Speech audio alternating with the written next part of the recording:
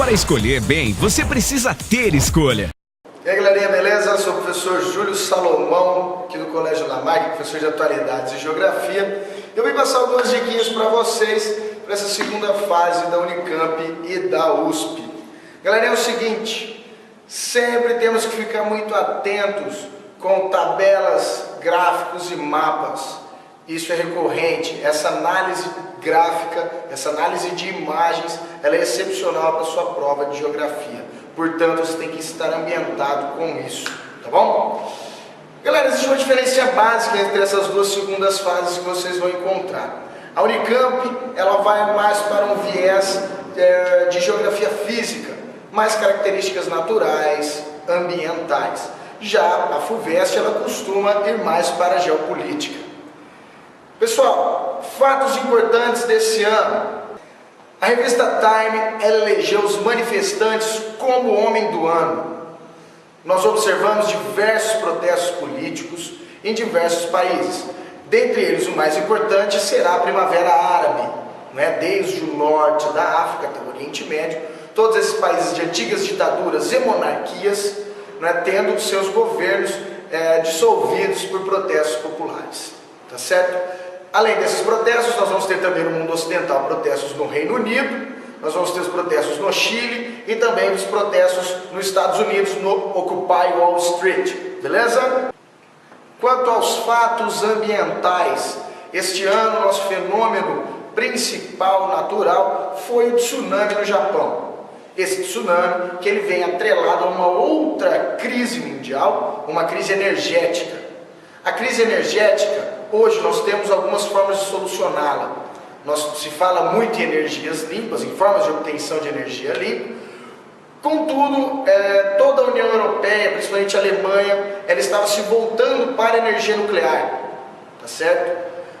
Entretanto, as ocorrências do tsunami, com o acidente na usina de Fukushima, acabou mudando a opinião pública e fazendo com que os governos saíssem da energia nuclear, corressem fora dessa energia. Então eu acho que nós podemos ter alguma questão sobre crise energética trabalhando energia nuclear, as usinas nucleares e o tsunami japonês, certo?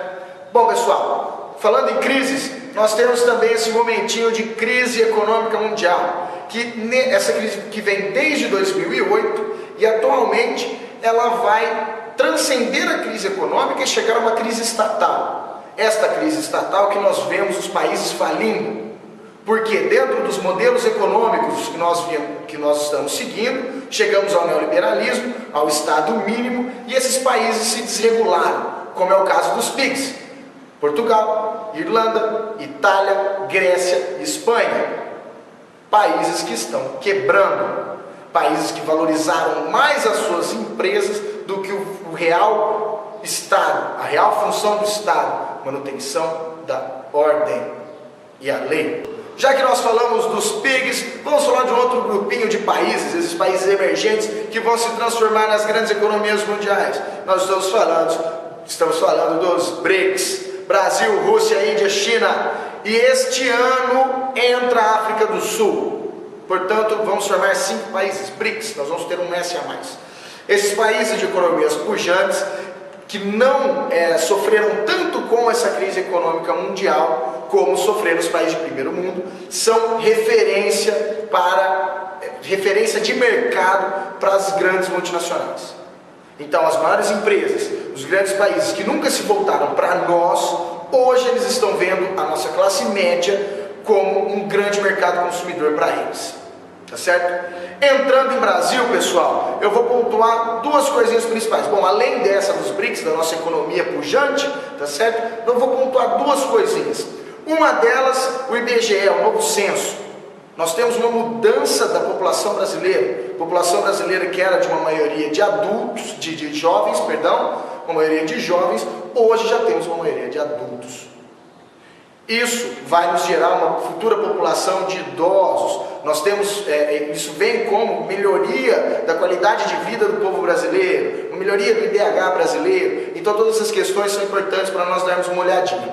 E em outra parte também, para o lado ambiental, o novo Código Florestal, tá? Que vem aí do pessoal do Aldo Rebelo, né? E nós temos diversas pontuações para se fazer sobre ele, tá certo? Tanto positivas para o desenvolvimento do agronegócio, que é algo que é bem significativo na nossa economia, como também para a questão ambiental, que ele vem sendo muito prejudicial.